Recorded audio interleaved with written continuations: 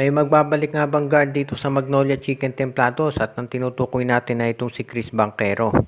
Maganda ang simula ng Magnolia Chicken Templados ngayon. Alam ng mga fans yan at sa totoo lang kabisado na nila na ang Magnolia talaga maganda mag-umpisa pero sa bandang huli doon nagkakaproblema. Kaya nga ngayon itong Magnolia ayon doon sa mga reports ay pinag-aaralan yung posibilidad na ma-reacquire o kunin ulit ito si Chris Banquero. Kaya hindi nagtaga si Banquero dati sa Magnolia dahil nga na-trade for Calvin Abueva. Pero sa ngayon gusto raw nitong Magnolia Chicken Templados na dagdagan yung kanilang sabihin na nating backcourt rotation dahil dyan naman talaga ang strength ni Coach Chito Victolero. Kung sakasakaling mapunta si Banquero dito sa Magnolia, siguro tanong sino kapalit? Well, maraming guards ang Magnolia na pwedeng ipalit yan. Sa tingin ko, pwede nilang ipalit si Jerica Hanmisi. Jerica Hanmisi for Chris Banquero, papayag naman sigurado dyan ang Meralco Balls. If ever matuloy ito, maganda yan para dito sa Magnolia Hotshots at sigurado na iyan ang magiging isa doon sa mga top options ni Coach Victolero.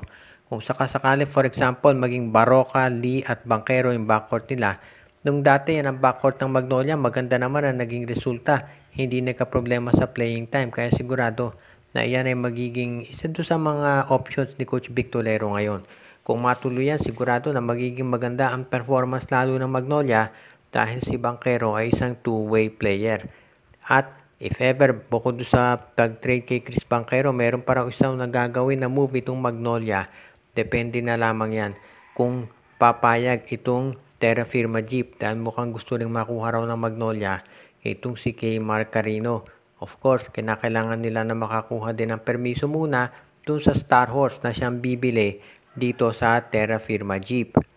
At napag-uusapan yung mga farm teams ng SMC, itong Northport Batangpier, kahit na nananahimik yan, asahan ninyo na ito'y gagawa rin ng trade eventually kung saan yung top players nila ay mapupunta dito sa San Miguel o kaya naman sa Ginebra. Ayon dun sa mga insiders, itong line-up ng Northport Batangpier ay nagre-ready na gumawa ng isang major revamp kung saan mapupunta na ito si Arvin Tolentino dito sa San Miguel at ito si Joshua Monson sa Barangay Ginebra.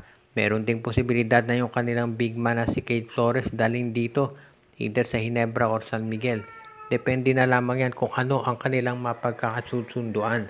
Ang maliwanag dito, mukhang itong Northport Batangpier ay gagawin kung ano yung role nila dito sa PBA.